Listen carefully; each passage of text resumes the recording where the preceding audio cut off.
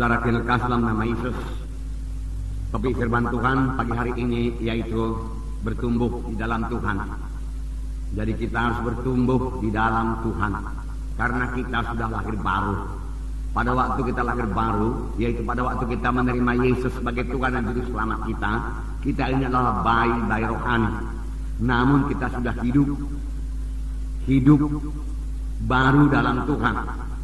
Nah, segala sesuatu yang hidup, saudaraku, harus bertumbuh. Kalau dia tidak memiliki kehidupan Tuhan, saudaraku, dia tidak bertumbuh.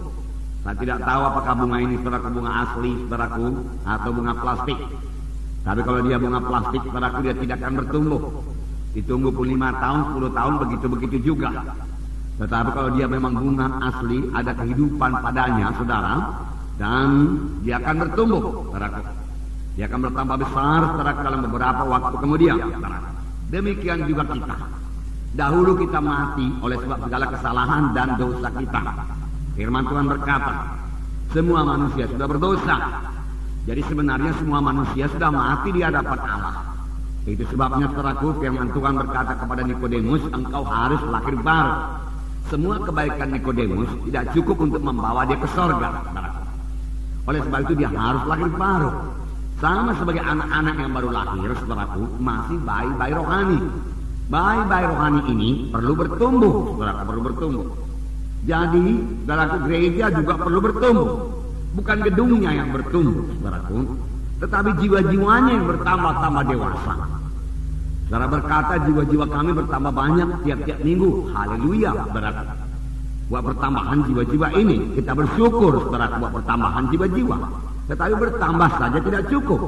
Bisa saja terjadi, walaupun jiwa-jiwa itu bertambah, dia juga masih anak-anak terus, bayi-bayi terus, tidak dewasa, saudaraku. Nah, Tuhan mau, saudaraku, memang jiwa-jiwa bertambah. Nah, firman Tuhan berkata, mereka itu sebagai domba-domba yang tidak bergembala. Dan ketika Yesus melihat orang-orang yang terhilang itu, saudaraku, hatinya tergerak oleh belas kasihan. Karena mereka mati di hadapan Tuhan, walaupun mereka masih berjalan dan hidup dalam dunia ini, tapi akhirnya sudah pasti, kalau mereka tidak menerima Yesus tidak lahir baru, mereka akan kena neraka selama-lamanya, saudara. Dan setelah mereka menerima Yesus sebagai Tuhan dan Juru Selamatnya, yaitu kalau mereka mendengarkan Injil yang benar, mereka pun selamat, lahir baru, jadi anak-anak Tuhan, tapi masih bayi-bayi rohani. Bayi-bayi rohani ini harus bertumbuh, jadi anak-anak, kemudian jadi orang muda, kemudian orang dewasa penuh, jadi bapak-bapak, saudaraku. Demikian satu Yohanes berkata. Nah, Tuhan menghendaki kita bertumbuh dengan baik. Jangan lambat, saudaraku. Beberapa sidang diteguhkan Tuhan dalam Alkitab karena pertumbuhan rohaninya yang lambat. Ada yang tidak bertumbuh sama sekali, saudara. Dan Tuhan berkata kepada sidang yang tidak bertumbuh itu bertobat. Mereka sudah selamat, tapi Tuhan berkata kepada mereka bertobat. Nah, kita akan melihat satu contoh dalam 1 Samuel mengenai pertumbuhan yang baik, saudara. 1 Samuel 2 ayat 26. 1 Samuel pasal 2 ayat 26. Saya membacakan kepada saudara. Tetapi Samuel yang muda itu semakin besar dan semakin disukai, baik di hadapan Tuhan maupun di hadapan manusia. Saya ulangi, tetapi Samuel yang muda itu semakin besar dan semakin disukai, baik di hadapan Tuhan maupun di hadapan manusia. Ini Samuel, saudara, yang diserahkan ibunya, saudaraku, untuk menjadi hamba Tuhan, saudara. Dan Samuel dikatakan di sini bertambah besar, semakin disukai, baik di hadapan Tuhan maupun di hadapan manusia. Ini memang pertumbuhan secara badani lah dahulu kita katakan. Walaupun ada juga pertumbuhan rohaninya, saudara. Kalau secara badani, semua kita mengerti bahwasanya bayi-bayi itu harus bertambah besar. Kalau seorang anak lahir ke dunia ini, orang tuanya bersuka cita. Orang tuanya mau supaya bayi itu sehat, bertumbuh dengan baik, dan orang tuanya melindungi supaya jangan terjadi penyakit kepadanya. Tetapi kerap kali kalau sampai kepada perkara rohani, kita kurang mengerti.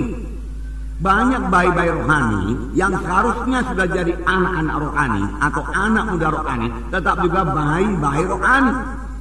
Kurang mengerti. Yohanes Pembaptis dalam Lukas 1:80 dikatakan bertumbuh dengan baik. Yohanes Pembaptis Lukas pasal 1 ayat 80. Saya membacakan kepada saudara. Ayat 80 dikatakan, adapun anak itu bertambah besar dan makin kuat rohnya, dan dia tinggal di padang gurun sampai kepada hari ia harus menampakkan diri kepada Israel.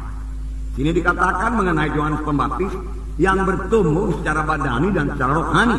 Sebab di sini dikatakan dia bertambah besar dan makin kuat rohnya, dan ia tinggal di padang gurun sampai kepada hari ia harus menampakkan diri kepada mereka. Nah,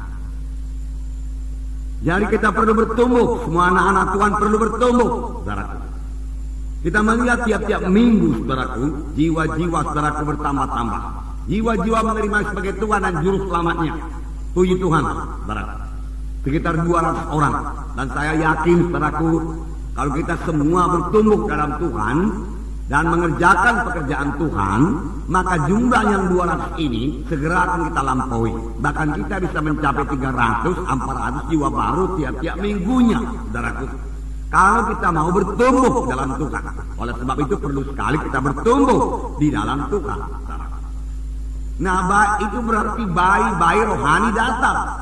200 orang bayi-bayi rohani yang perlu dilayani, yang perlu dirawat, saudara.